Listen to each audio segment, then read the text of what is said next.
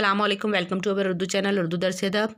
बच्चों, पिछली क्लास में हमने पढ़ा था सबक नंबर 14, जिसमें हमने शादाजी मावादी की लिखी हुई गज़ल पढ़ी थी। आज हम पढ़ेंगे बशीर बद्र को। सबक नंबर 15 में बशीर बद्र भोपाल के ही एक अच्छे शायर हैं।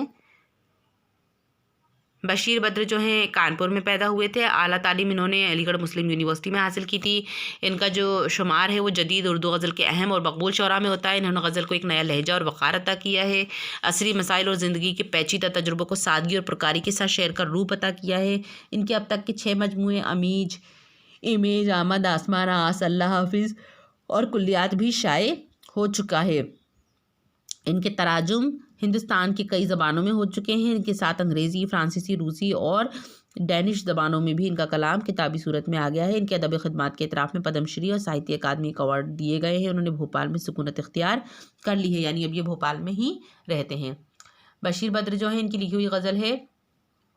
देखिए तशरीह इसकी सुनते हैं। आँखों में रहा दिल में उतर कर नहीं देखा, कश्ती के मुसाफिर ने समंदर नहीं देखा।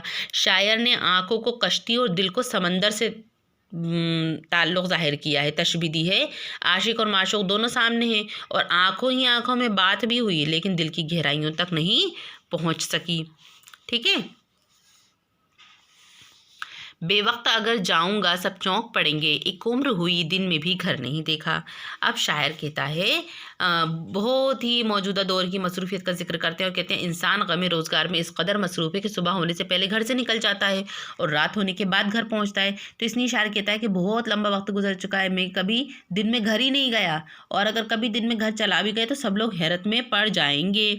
जिस दिन से चला हूँ मेरी मंजिल पे नज़र है, आँखों ने कभी मील का पत्थर नहीं देखा।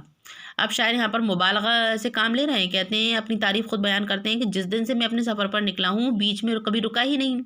मतलब ये है कि जब से शायरी शुरू की है मंजिल पे ही नज़र रखते हुए मुसलसल इस सफ़र को जारी रखा, कभी थक कर या किसी से हार कर रुका नहीं।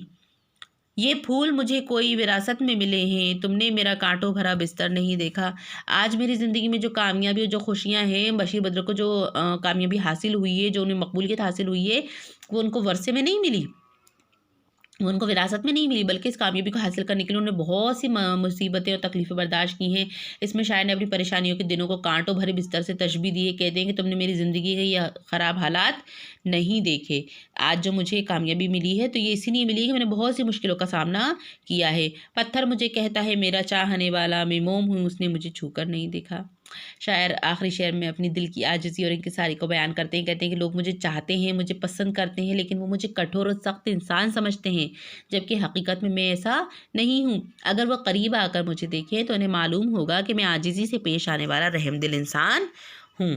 समझ में आई? छोटी बहर की ये गज़ल थी, जिसको हमने बहुत ही आसान ज़बान में पढ़ लिया है। अब इसमें जो भी सवालात दिए गए हैं वो आपको सब नोट्स के ज़रिए सेंड कर दिए जाएंगे। आप भी एक बार इसको अपनी ज़बान से पढ़ लीजिएगा, बहुत ही अच्छी तरह से आपको समझ में आ जाएगी। जो कवायद दिया है इसमें, कवायद में इसमें बे लगाकर कुछ साबिक़े बनाना है तो वो आप बना लीजिएगा। ठीक है। आप मुझे इजाज़त दीजिए। अल्लाह हाफिज़।